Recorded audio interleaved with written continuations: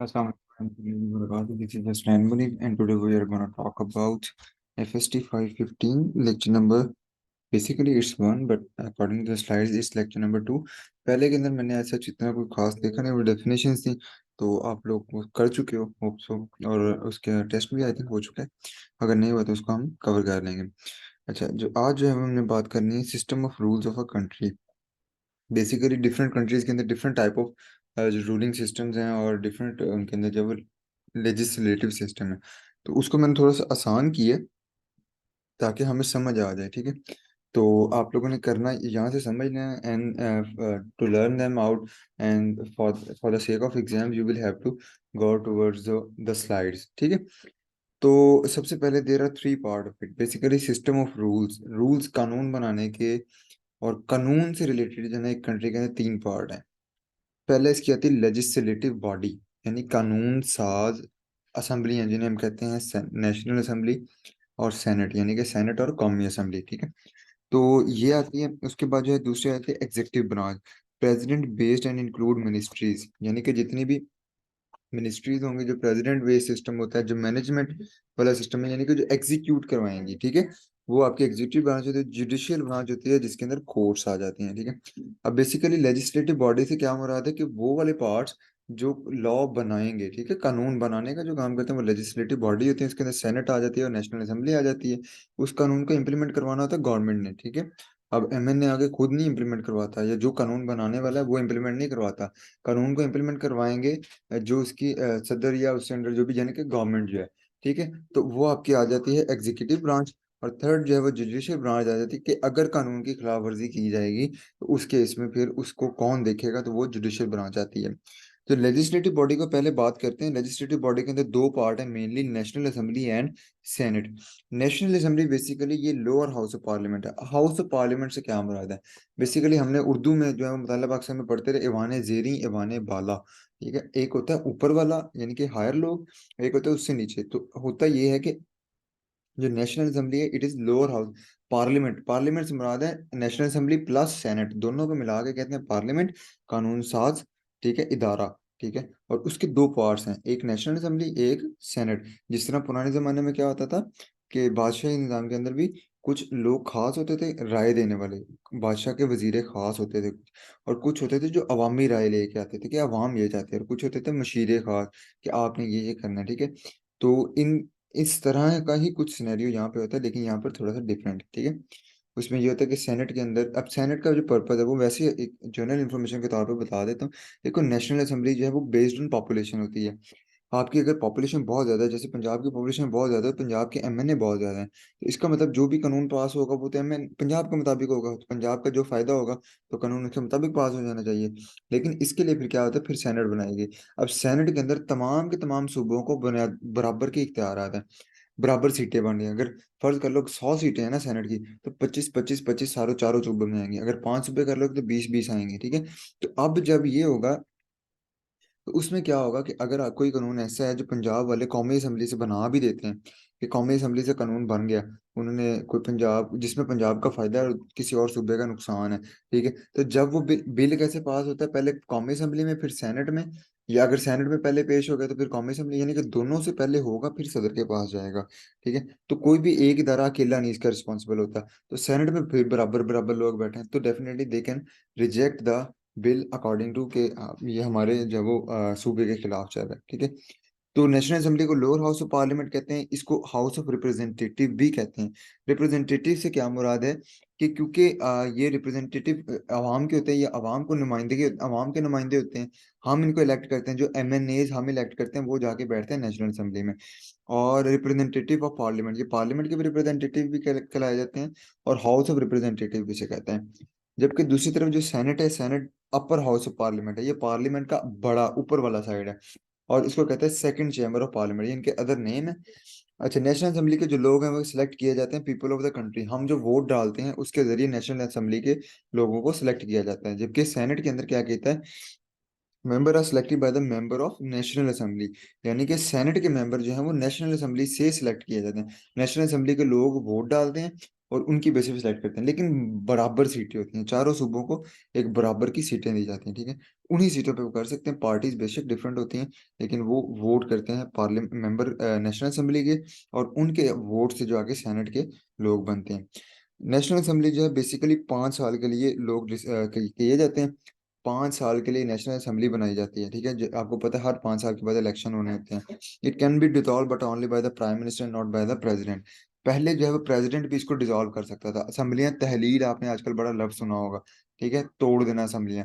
तो पहले प्रेसिडेंट कर सकता था, लेकिन आपको पता है, आपने मुताला अक्सर में पढ़ा था कि नवाज शरीफ के दौर में 58(2)(b लगा के जरिए जब वो बहुत ज्यादा जो 3-4 बार सदर हुकूमत गिरा चुका था, तो फिर सदर के इख्तियारात खत्म कर दिए गए तरमीम के जरिए, कानून में चेंजिंग करके। तो अब जो है सिर्फ प्रेसिडेंट जो होगा ना, प्राइम मिनिस्टर, वजीर आजम, वो असेंबलियां तोड़ सकता है। उसके जो सदर है उसके पास कोई इख्तियार नहीं है।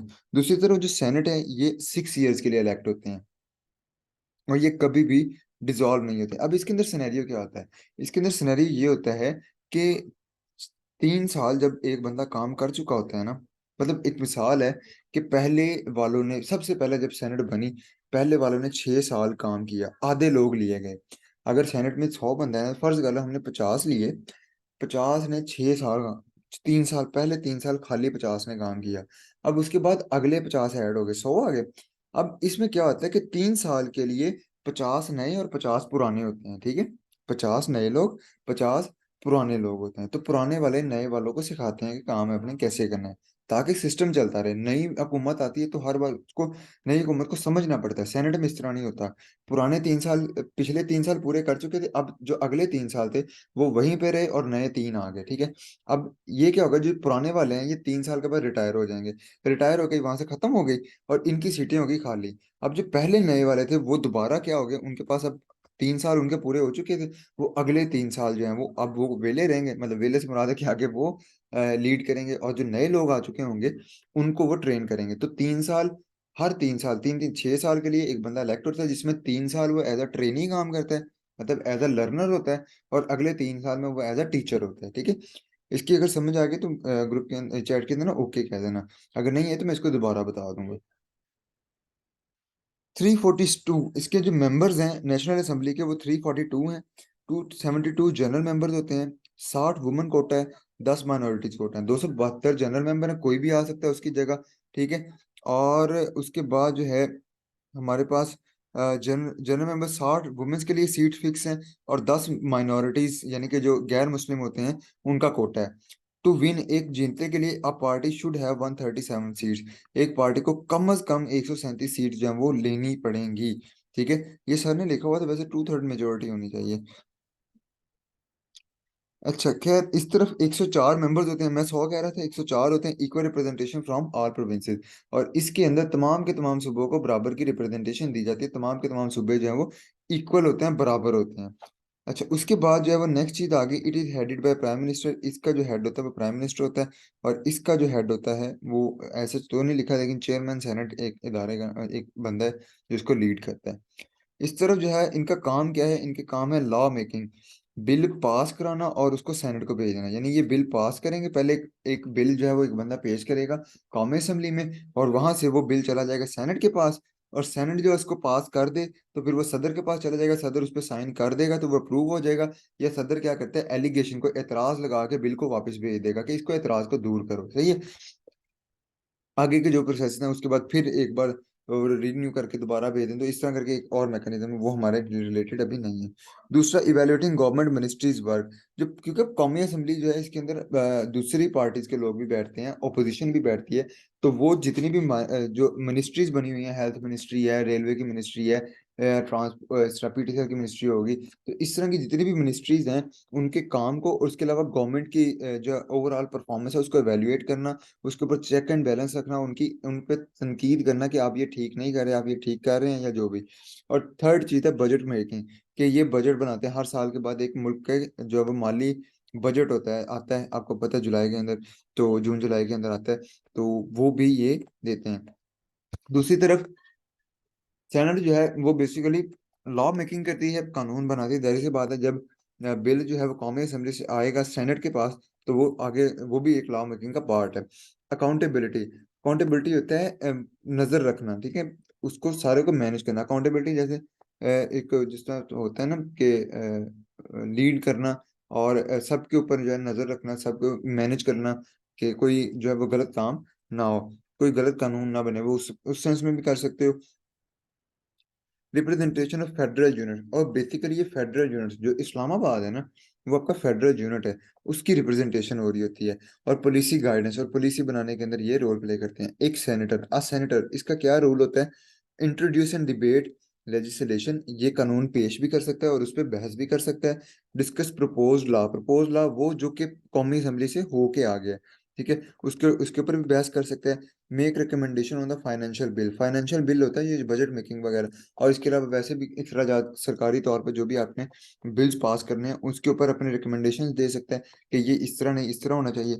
एनालाइज गवर्नमेंट वर्क, गवर्नमेंट जो काम कर रही है उसको एनालाइज कर सकता है। रिप्रेजेंट हिज प्रोविंस इन सेनेट, क्योंकि मैंने आपको बताया कि हर प्रोविंस से इक्वल अमाउंट होती है of people, equal number of people होते हैं, तो ये अपने सूबे को रिप्रेजेंट करते हैं। एंड रिप्रेजेंट पिटिशन, और ये पिटिशंस को भी जो है प्रेजेंट कर सकता है, वहां पे पेश कर सकता है। पिटिशन होती है कि किसी एक चीज के खिलाफ बात करना कि ये ऐसे नहीं होनी चाहिए थी, तो करारदाद पेश करना, ठीक है। तो ये होती है उनकी जिसको आप लेजिस्लेटिव ब्रांच कहते हैं। नेक्स्ट आ जाती है एग्जेक्टिव ब्रांच। एग्जेक्टिव ब्रांच के अंदर आ जाते हैं president is the head and he approves law. जब यहाँ से कानून इसके पास आ गया सेनेट के पास, सेनेट के बाद एग्जेक्टिव ब्रांच में आ जाएगा, वो कानून को पास करेगा। कैबिनेट इज मेड, इसकी अपनी इधर कैबिनेट बनाई जाती है।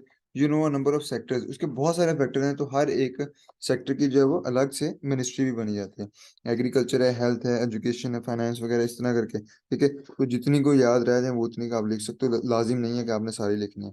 और ये अच्छा, एक चीज और मैं बतानी थी इसके अंदर, वो ये कि जो इससे पहले वाली फाइल है और ये वाली जो फाइल है, इन दो फाइल, क्योंकि ये इसके बाद जो आपका सारा फूड से रिलेटेड डाटा है, ये वो फाइलें हैं जो एक्स्ट्रा पे हैं। तो इनको आपने अगर 12 नंबर का पेपर है तो 2-3 नंबर का पेपर इनमें से लाजमी है, क्योंकि ये एक अलग तरह का पोर्शन है। और इसको इसमें से सर कुछ ना कुछ लाजमी पूछ लेते हैं इन केस ऑफ एमसीक्यूज या ब्लैंक या शॉर्ट क्वेश्चन के तौर पे। अच्छा, आगे जो है वो हमारे पास आ गई, sorry, judicial branch. Judicial branch होती है जो कि कोर्ट्स का सिस्टम होता है ना, जिसने इम्प्लीमेंट देखना कि इसका जो है वो हेड ऑफ ब्रांच कौन होता है? चीफ जस्टिस ऑफ पाकिस्तान, जो कि जो हाई इसका सुप्रीम कोर्ट का होता है। तो इसके अंदर जो है डिफरेंट कोर्ट्स होती हैं।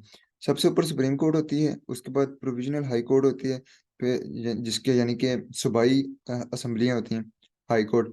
उसके बाद डिस्ट्रिक्ट एंड सेशन जज जो कि जिले लेवल पे, और उससे अंडर होता है सिविल मजिस्ट्रेट कोर्ट, ठीक है। तो सबसे लोअर लेवल पे ये होती है, फिर ये आती है, फिर ये आती है, और फिर ये होती है। उसके अलावा ये सुप्रीम कोर्ट के अंदर है। उसके अलावा डिफरेंट बेसिस की डिफरेंट काइंड ऑफ यानी कि टाइप्स ऑफ कोर्स हो सकते हैं। सर्विसेज कोर्स है, इनकम टैक्स से रिलेटेड है तो income tax and excise court होगी। बोर्ड ऑफ रेवेन्यू, ये टैक्स के रिलेटेड जो है वो सारा मैनेजमेंट करती है। उसके अलावा फेडरल शरीयत कोर्ट, ये इस्लामिक कानून के ऊपर look out of the laws from शरई एंड इस्लामिक एस्पेक्ट्स, जितने भी एस्पेक्ट्स इस्लामिक एस्पेक्ट्स से जितने भी जो है वो मैटर्स होंगे, उसको फेडरल शरीयत कोर्ट ऑफ पाकिस्तान इसको डील करेगी। इसके अंदर जो है वो 8 कंसिस्ट ऑफ 8 मुस्लिम जजेस, और जिसमें से 3 जो है वो एटलीस्ट 3 शुड बी उलमा, ठीक है। और बाकी जो है वो मुस्लिम स्कॉलर्स भी हो सकते हैं जिन्होंने पीएचडी की होती है इनकी चीज़ों के अंदर, ठीक है। आगे हमारे पास टाइप्स ऑफ गवर्नमेंट्स आ जाते हैं। दो तरह की गवर्नमेंट होती है, फेडरल और प्रोविंशियल। आपको पता है एक वजीर आजम होता है और एक हर सूबे का वजीर आला होता है। तो वजीर आला को प्रोविंशियल कह देते हैं, और फेडरल लेवल पे आपके पास वजीर आजम होता है। इसी तरह टाइप ऑफ बिल होते हैं, दो तरह के बिल होते हैं, एक प्राइवेट बिल और दूसरा पब्लिक बिल। प्राइवेट बिल वो होता है जिसके इंक्लूड पब्लिक इंपॉर्टेंस, यानी कि इसके अंदर एमपीए और एमएनए की बिल जो है वो उनकी राय को ज्यादा रखा जाता है। और दूसरी तरफ पब्लिक आ गया विच इंक्लूड गवर्नमेंट इंपॉर्टेंस। तो इसके ऊपर जो मजीद डिटेल है वो मैं आपको जब रिटन फॉर्म में शेयर कर दूंगा, तो अगर किसी ने डिटेल पढ़नी हो तो आप उसको पढ़ सकते हो।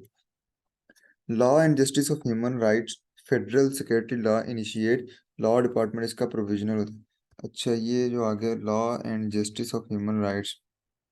अब ह्यूमन राइट्स जो होते हैं एक बेसिक उसके रिलेटेड जो है लॉ एंड जस्टिस के उसके ऊपर ह्यूमन राइट्स से मुराद है कि पानी का हक, रहने का हक, जीने का हक, वो सारी चीज़ें जो है वो ह्यूमन राइट्स होते हैं। तो उसके ऊपर लॉ एंड जस्टिस जितने भी कानून साजी है फेडरल लेवल पे होगी।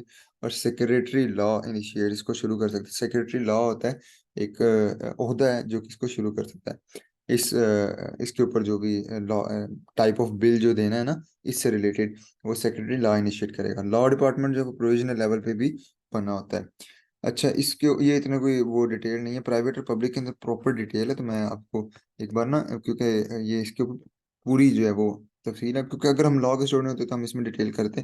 अभी हमने सिर्फ इतना ही करना है, उसके अंदर जो है वो दोनों के अंदर एक कॉम्प्लेक्स, एक ट्विस्ट है दोनों के अंदर, क्योंकि मेरे पापा वकील है, तो I have listen that all twist, तो मैं यहाँ पे एक्सप्लेन करने लगूंगा तो 15-20 मिनट उसमें गुजर जाएंगे।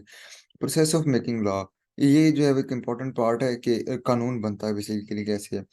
सबसे पहले एक बिल पेश किया जाता है, bill is made by one member, कोई कौमी असेंबली का सेनेट का मेंबर जो है वो एक बिल पेश करता है। Committee submission, there are committee data related to specific sector, एक स्पेसिफिक सेक्टर हेल्थ से रिलेटेड है तो हेल्थ वालों को के पास जो है वो उधर ही जमा होगा, हेल्थ से रिलेटेड जो मिनिस्ट्री होगी या उसकी एक कमेटी बनी होगी कि हेल्थ से रिलेटेड कमेटी है, ये एजुकेशन से रिलेटेड कमेटी है, तो उन्हें जो है वो बिल सबमिट कर दिया जाता है। ये एक स्पेसिफिक सेक्टर से रिलेटेड होते हैं। उसके बाद waiting, critical examination, they examine and determine chances of passing, also specify changes. तो ये कमेटी ऐसी है जो बिल को पास करने से, बिल को कौमी असेंबली में पेश करने से पहले कमेटी को सबमिट करवाया जाता है। स्पेसिफिक, फर्ज कर लो आप हेल्थ से रिलेटेड कुछ करना चाहते हैं, ठीक है, कोई बिल पास करवाना चाहते हैं, तो आप पहले कमेटी को देंगे। कमेटी क्या करेगी, मतलब एमएनए जो है वो कमेटी को देगा, वो कमेटी क्या करेगी, वो उसको एनालाइज करेगी, क्रिटिकल एग्जामिनेशन करेगी कि क्या ये बिल पास होने के काबिल है अभी या नहीं, या इसके अंदर क्या क्या चेंजेस करके इसको पेश किया जाना चाहिए। उसके बाद प्रूफ रीडिंग होगी, changes are made according to recommendation. Proof reading के अंदर क्या किया जाता है, जो जो रिकमेंडेशन कमेटी देती है उसके मुताबिक जो वो चेंजेस कर दी जाती हैं, और उसके बाद दोबारा से बिल कमेटी को भेज दिया जाता है, जो कमेटी ऊपर थी उसी को दोबारा भेजा जाता है रीचेक के लिए कि अब क्या, अब ठीक है, ठीक है। उसके बाद जो अगर कमेटी उसको ओके कर दे तो फिर मेंबर ऑफ असेंबली, दो तरह के मेंबर्स हो सकते हैं, फेडरल भी और प्रोविजनल। फेडरल असेंबली के जो अपने जो नेशनल असेंबली उसमें फेडरल मेंबर होते हैं, जो इधर होते हैं प्रोविजनल लेवल पे, सूबाई लेवल पे वो प्रोविजनल मेंबर्स होते हैं। तो member of assembly if committee agree, the bill is presented in assembly where member of assembly vote, जहां पर बिल असेंबली में पेश किया जाएगा जहां पर जो मेंबर्स बैठे होते हैं एमएनए या एमपीए, नेशनल असेंबली होगी तो एमएनए, और अगर प्रोविजनल असेंबली होगी तो एमपीए, वो क्या करेंगे, वोट देंगे। प्रिविजल प्रीवियस हिस्टोरिकल इम्पैक्ट, रेफरेंस के तौर पे पहले से, पहले उस तरह the laws compare with related previous law and their impact and what's the difference. तो पहले से जो कानून उससे रिलेटेड बने हुए हैं, जैसे आप कानून बनाना चाहते हैं कि जैसे मेरे जहन में अगर आता कि अगर मैं कोई कानून साज बंदा होता तो मैं ये कानून बनाता कि जो न्यूट्रिशन है ना, उसके पेपर जो है वो जिस तरह बोर्ड के पेपर होते हैं इस तरह होने चाहिए। टीचर की, यूनिवर्सिटियों के टीचरों के हाथों में इसके एग्जामिनेशन नहीं होना चाहिए, ताकि जितनी यूनिवर्सिटी में न्यूट्रिशन वाली सारी एक जैसी हो जाए, ठीक है। और तमाम के तमाम के ऊपर जो है वो एक, मतलब यूनिवर्सिटियां जो है वो एक गिवन पैटर्न के मुताबिक तैयारी करवाएं, और पेपर जो है वो सबके एक पैटर्न पे हों। कोई हमारे जो है वो हमारे सहाउ सफेद का मालिक ना हो टीचर्स, ठीक है, बिकॉज आप लोगों को पता है इस चीज़ का, मुझे ये चीज़ बहुत हिट करती है कि डिफरेंस बहुत है। अगर आप इधर कहीं और यूनिवर्सिटी का बच्चा उठाते हो तो उसके अंदर जो उसको कुछ आता ही आता नहीं होता, यूएफ के बच्चों को कुछ आता जाता होता है। इस तरह और बड़ी यूनिवर्सिटी, कई यूनिवर्सिटी के बच्चों को कुछ नहीं आता और कई यूनिवर्सिटी के बच्चों को बहुत आता है, ठीक है। कहीं यूनिवर्सिटी में प्रैक्टिकल एक्सपीरियंस बहुत है, हमारे पास प्रैक्टिकल एक्सपीरियंस नहीं आ रहा होता, तो देर इज अ डिफरेंस। तो इस तरह जो है वो एक प्रॉपर, जिस बोर्ड में पता होता था जो मर्जी पढ़ा दो, जिसने स्कूल ने अच्छा पढ़ाना उसी के मार्क्स आते थे, बाकी के नहीं आते थे, तो यूनिवर्सिटी में भी इस तरह तो ये अच्छा, ये मैंने अपने दुख शुरू कर दिए।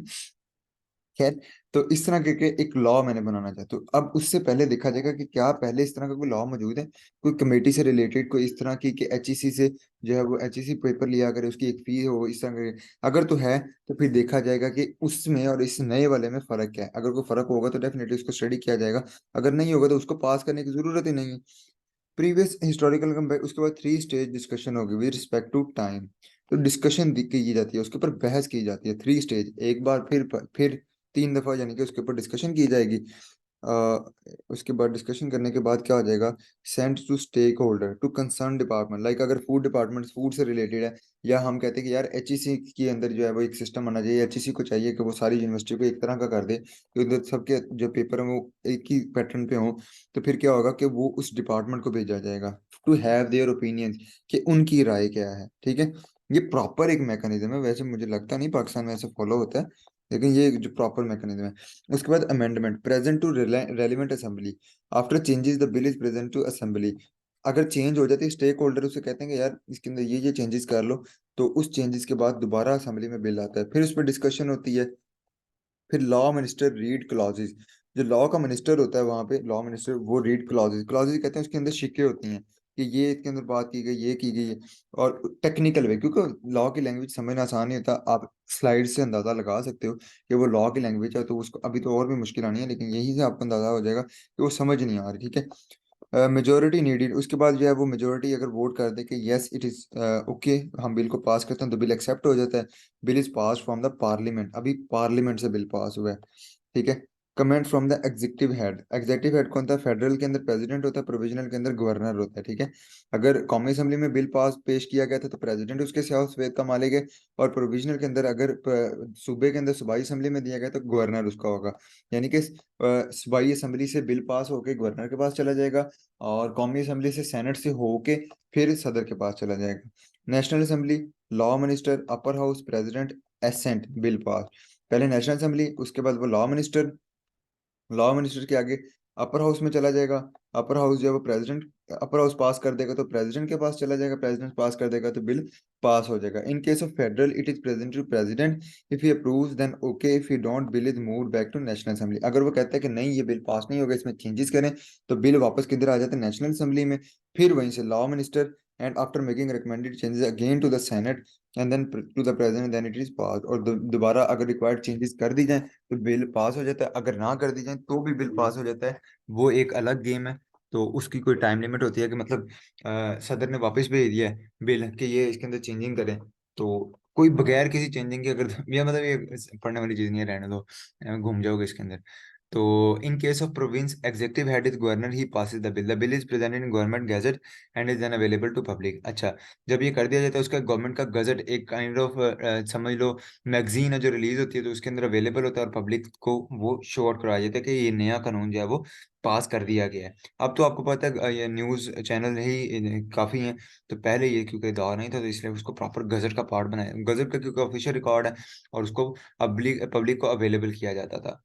क्लॉजेज ऑफ एक्ट, जो कानून जो होता है उसकी कुछ क्लॉजेज होती हैं, तो जब भी आपने कानून पास करवाना है या बिल पास करवाना है किसी ने, तो उसकी कुछ पार्ट्स बने होते हैं, ठीक है। तो सबसे ऊपर जब वो प्री एम्बल क्लॉज होती है, it tell basic purpose of act, introduction of act. जो प्रीएम्बल क्लॉज है वो बताएगी कि इस एक्ट को, जो मैं कानून पास करवाना चाहता हूँ, जो बिल पास करवाना चाहता हूँ, इसका जो है बेसिक पर्पस क्या है, और ये जो कानून है इसका इंट्रोडक्शन क्या है। दूसरी आती है sunset clause, retrospective, dealing with the past. दूसरी क्लॉज में, दूसरे पार्ट में आप बताते हो कि पास्ट से ये कैसे रिलेट कर रही है, और प्रोस्पेक्टिव, फ्यूचर में इसकी वजह से क्या होगा। पास्ट में क्या था जिसकी वजह से मैं ये एक्ट लेके आया हूँ, जिसमें मैं कहता हूँ, पास्ट में कहते हैं कि हमें जो है वो टीचर का दिल करता है जिस तरह मर्जी नंबर दें, ठीक है, जिसका दिल करता है। कई बार स्टूडेंट से चेक करवा लेते थे पेपर, ठीक है। तो ये हमें रेट्रोस्पेक्टिव है कि पीछे जो है वो ऐसा कुछ देखा गया, और प्रोस्पेक्टिव क्या है कि अगर ये बिल आ जाता है तो इसकी वजह से क्या होगा कि एक एक तराजू पे सारे बच्चे तोले जाएंगे, there will be no fear of के ये अगर हम अपना हक मांगते हैं तो हमारा जो है जो है वो हमें किसी भी तरह से जो है वो डैमेज किया जाएगा, ठीक है। तो दैट विल बी प्रोस्पेक्टिव। तो इस तरह आप दो पॉइंट्स दे सकते हो। डेफिनेशन क्लॉज आती है मीनिंग ऑफ टर्म्स। आगे जो है वो एक जो थर्ड पार्ट होता है एक बिल का या एक एक्ट जब पास हो जाता है, तो थर्ड पार्ट के अंदर डेफिनेशन लिखी होती है कि जो मुश्किल टर्म्स है ना उसकी तफसील पूरे बिल के अंदर जितनी भी मुश्किल टर्म्स हैं उन सारों की डेफिनेशन पहले बता दी जाती है, ताकि जो भी बिल पढ़े पहले वो डेफिनेशन को पढ़ ले और देन वो आगे जाए, ताकि उसको पता हो कि ये बात क्या हो रही है।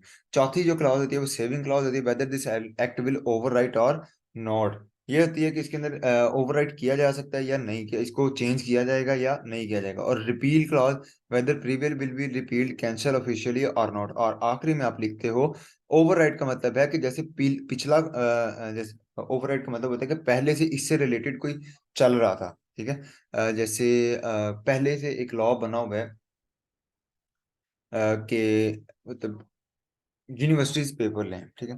तो ओवरराइड का मतलब होता है कि उसके अंदर थोड़ी बहुत चेंजिंग्स लेके आना। यूनिवर्सिटीज पेपर लें, आप वो कहते हैं कि यार पूरा सिस्टम चेंज करने के बजाय हम ऐसे करते हैं यूनिवर्सिटीज को अकाउंटेबल बना देते हैं, कि यूनिवर्सिटी के अंदर जब एक बोर्ड बन जाए तो वो एक माइनर चेंज होगी, तो वो ओवर राइटिंग होती है कि जो पहले से लॉ बना उसके अंदर हल्की फुल्की चेंजिंग आ जाए, उसकी जगह लिखा जाए नया। और रिपील क्लॉज होती है कि अब पिछली जो है, whether the previous will be repealed cancel official और नॉट, कि पिछला कानून खत्म होगा या नहीं होगा, जो पहले से इससे रिलेटेड कानून था या इस सिनेरियो में इस पार्ट में जो पहले कानून था वो खत्म होगा या नहीं, वो आप किसमें बताओगे? रीपील क्लॉज में। Preamble clause, an introductory written statement of fact और assumption upon which a statue or contract is based. जो भी आपने बिल पास किया है, उसका जो भी एक्ट आप पास करवाना चाहते हो, तो उसके मुतालिक जितना इंट्रोडक्शन है वो प्रीएम्बल क्लॉज में आएगा। उसके बाद सनसेट प्रोविजन आता है। It give a date after which the law will be cancelled automatically until the law maker restrict और modify the law according to that times. It is important for petitioner to act within the defined period or else right to make a claim or surrender। अच्छा, ये जो है I think slides के अंदर इस तरह लिखी हुई थी, ये बेसिकली बताता है कि मतलब एक टाइम, स्पेसिफाइड टाइम के अंदर आपने जो है वो उसको करवाना होता है, उसके जो भी चेंजिंग्स हैं या जो भी वो रिकमेंडेशन देते हैं उसको आपने खत्म करना है, उनको प्रॉपर मैनेज करना है, ठीक है। तो वो कहते हैं कि it give a date after which the law will be cancel, और अगर कोई स्पेसिफिक टाइम ऑफ लॉ है तो उसके बाद automatically under the law maker restructure और modify the law according to that time situation. तो इसमें वो जिस तरह कई कानून जो है वो प्रॉपर दिनों के लिए, मतलब कई कई ऐसे कानून होते हैं जो एक टाइम के लिए, थोड़े से टाइम के लिए बनते हैं, ठीक है। और उसके ऊपर डेट भी लिखी होती है कि इस डेट के बाद ये कानून लागू नहीं होगा, ठीक है, unless the law maker restructure और modify according to that time situation के जिससे वो कहते हैं कि एक कानून पीछे से चल रहा है तो उसके ऊपर अगर डेट लिखी होगी कि इस कानून तक ये, इस तारीख तक ये कानून वैलिड है। फर्ज कर लो मुहर्रम के दिन आते हैं, पहले 10 मुहर्रम, तो पहली मुहर्रम को एक कानून बना देते हैं हम कि पूरे पाकिस्तान के अंदर कोई बंदा मोटरसाइकिल के ऊपर दो बंदे नहीं बैठेंगे। तो 10 तारीख को वो कानून खत्म हो जाएगा, क्योंकि हमने 1 से 10 तक बनाया था, उसके बाद वो नेक्स्ट जो है उसका पार्ट बना देंगे। डिफिकल्ट है। Petitioner to act within the defined period has right to make claim और उसके बाद क्या किया जाता है कि अगर 10 मुहर्रम को देखा जाता है कि अभी भी, फर्ज कर लो जिस तरह कोरोना, ये कंडीशन इस तरह की लगती है कि यार अभी भी कंडीशन स्टेबल नहीं है, हालात जो है वो थोड़े से खराब ही हैं, तो वो उसके मॉडिफाई कर सकते हैं लॉ को, दोबारा मॉडिफाई कर दें, रीस्ट्रक्चर कर दें, या कोई अकॉर्डिंग टू टाइम हालात बेहतर हो गए, क्या खुद ही कैंसिल कर दें, ठीक है। पहले ही कर देंगे यार हालात खत्म हो गए, दफा दो जो है ना वो खत्म कर दो, लोगों को अलाउ कर दो, दो दो बैठ सकते हैं एक एक बाई पे। Saving clause, a provision in contract, statute, or other legal document containing an exemption from one or more of its condition or obligation। Saving clause basically यहाँ पर ऊपर वाले कुछ और तरह से उसको एक्सप्लेन किया है, नीचे वालों को मैंने दोबारा और तरह से एक्सप्लेन किया है। तो सेविंग क्लॉज इज बेसिकली ऐसी चीज होती है जो कि मतलब एक स्पेसिफिक कंडीशन देती है कि अगर ऐसा होगा तो ये लॉ एप्लीकेबल नहीं होगा, बाकी सारी कंडीशन में एप्लीकेबल होगा। जैसे वो कहते हैं कि डबल सवारी ना बैठे, लेकिन अनलेस सेविंग क्लॉज में क्या लिख देता है, एक्सेप्ट वुमेन एंड चिल्ड्रन, कि अगर एक मेल के साथ कोई वुमेन फीमेल बैठी है या कोई चिल्ड्रन बैठा है, कोई बच्चा बैठा है, तो देन अलाउड है, देन वो दो सवारियां बैठ सकती हैं, दो मेल नहीं बैठेंगे। तो कानून क्या पास हो गया, सवारी पे दो नहीं बैठेंगे। सेविंग क्लॉज में क्या लिख दिया कि वुमेन कोई और ना बैठे। It is for the provident one clause got rejected other one remain intact. A provision in contracts containing exemption from one or more condition or obligation, यानी कि एक कंडीशन या एक रूल से जो कुछ जो है वो ऑब्लिगेशन से कुछ एग्जेम्पशन दे देना कि यार ये चलो कंडीशन है। There is saving clause to allow member states to apply measure to protect their genuine interest. तो ये एज अ लाइक, ये जेन्युइन इंटरेस्ट क्या होता है, जेन्युइन इंटरेस्ट से इन शॉर्ट यही होता है कि आप मेनली जो है वो इंटरेस्ट क्या होगा कि यार फीमेल को कैसे लेके जाएंगे, फीमेल खुद तो जा नहीं सकती, तो उसको बचाने के लिए सेविंग क्लॉज का इस्तेमाल किया जाता है, उसके अंदर ऐड कर दी जाती है, ठीक है। Repeal, to withdraw or cancel, especially by an official or formal act. To repeal a law is to void an existing law by passing of a repealing statute or by public vote on a referendum। कहते हैं कि पिछले कानून को खत्म किया जा सकता है बाय रिपीलिंग अ स्टैच्यू लिखा हुआ है, यानी कि कोई नया लॉ उसकी जगह लेके आ जाए, उससे रिप्लेस कर दिया जाए, या जो पहले से पब्लिक रेफरेंडम होता है कि लोगों के वोट ले लिए जाए कि क्या ये लॉ बनना होना चाहिए, एग्जिस्ट करना चाहिए या नहीं करना चाहिए। अगर करना चाहिए तो 51% वोट चाहिए होते हैं हाँ या ना में, ठीक है, उस हिसाब से उसको खत्म किया जाए। तो and up an existing law by making a new law based on public opinion, ठीक है। तो बच्चों जो पब्लिक ओपिनियन की बेस पे नया लॉ बनाना या पिछले लॉ को खत्म कर देना। Is that clear?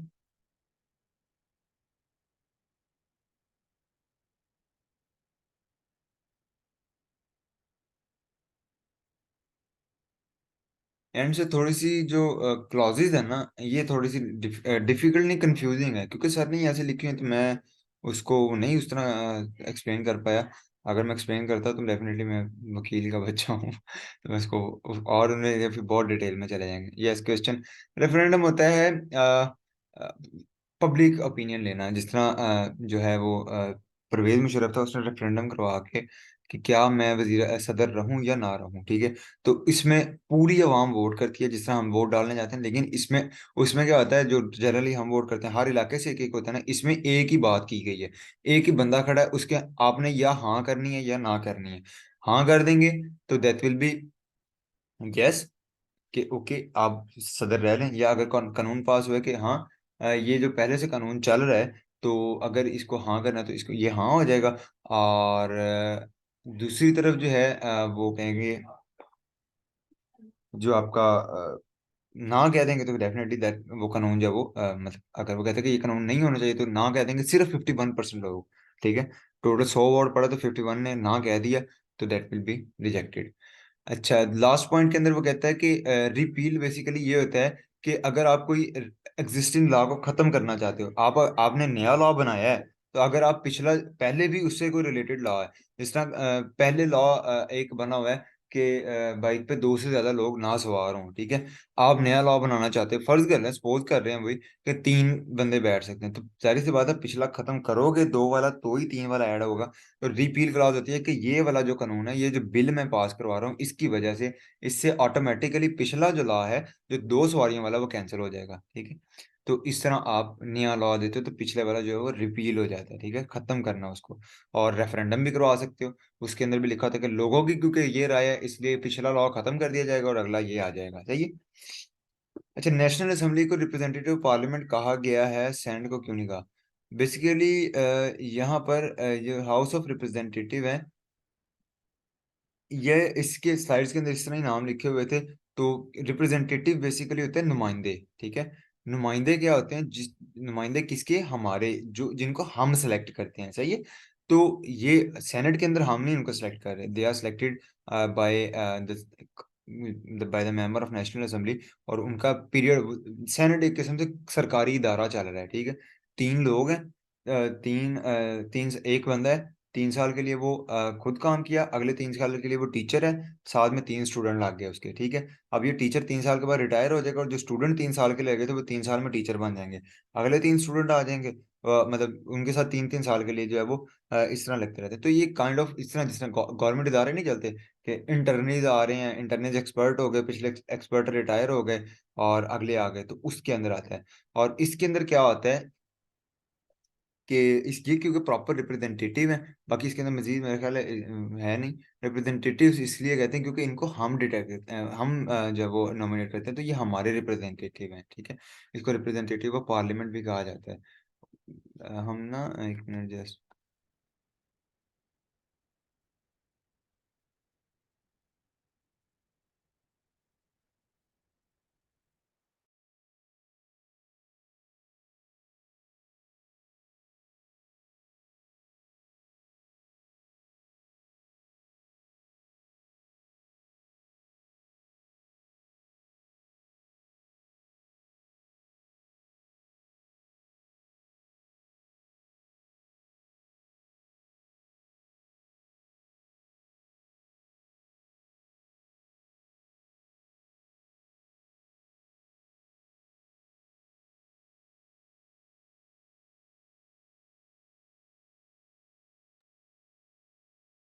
ठीक है, समझ लगी। बेसिकली वही यही फर्क है इसके अंदर, जो नेशनल असेंबली होती है वो, क्योंकि it is also known as house of representative, ये हमारे नुमाइंदे हैं। तो इसको हम रिप्रेजेंटेटिव सेक्शन ऑफ पार्लियामेंट कह लो, कि ऐसा पार्लियामेंट का वो सेक्शन जो रिप्रेजेंटेटिव्स पे है, जो नुमाइंदों पे जो है ना वो कर रहा है। जबकि सेनेट जो है वो हम नहीं सिलेक्ट कर रहे होते, तो they are not the proper representative, यानी कि डायरेक्टली अवाम की राय से वो सिलेक्ट नहीं हुए होते, सही है। इनडायरेक्टली तो ऐसी बात है, एमएनए हमने सेलेक्ट किए हैं तो हमारे एमएनए ही आगे उनको सेलेक्ट करते हैं, but we they are not the directly representative of public, ठीक है। क्लियर है। अच्छा, सेविंग क्लॉज रहेगी। सेविंग क्लॉज, जब मैंने ये कहा था कि सेविंग क्लॉज एक काइंड ऑफ एडिशनल पार्ट होता है, ठीक है। एडिशनल पार्ट से मुराद है कि एक स्पेसिफिक कंडीशन दी जाती है, there is saving clause to allow member state to apply measure to protect their genuine interest, कि अगर वो, मतलब मैंने मिसाल दी थी कि जैसे एक बाइक का कानून बना हुआ है कि बाइक पे दो से ज्यादा लोग नहीं जाएंगे, लेकिन फीमेल को कौन कैसे लेके जाना है, फिर वो भी तो दो लोगों में आती है, तो फिर एक सेविंग क्लॉज बीच में ऐड कर दी जाती है कि ये वाली ये एक स्पेसिफिक कंडीशन या एक स्पेसिफिक एनवायरनमेंट के अंदर ये कानून जो है वो लायबल नहीं होगा, ठीक है। स्पेसिफिक कंडीशन क्या है कि अगर फीमेल बैठी होगी तो then it will be allowed कि दो लोग बैठ जाएं बाइक पे, ठीक है। तो सेविंग क्लॉज ऐसी कंडीशन होती है कि जो मेन कानून जो बिल आप पास करवाना चाहते हो उससे एग्जेम्पशन होती है, ठीक है। कि इस कंडीशन में या इस तरह के मामलात में इससे एग्जेम्प्ट किया जा सकता है, बाकी मामलों में इससे एग्जम्पशन नहीं की जाएगी, सही है। जल्दी बता दो, 1 मिनट रह गया।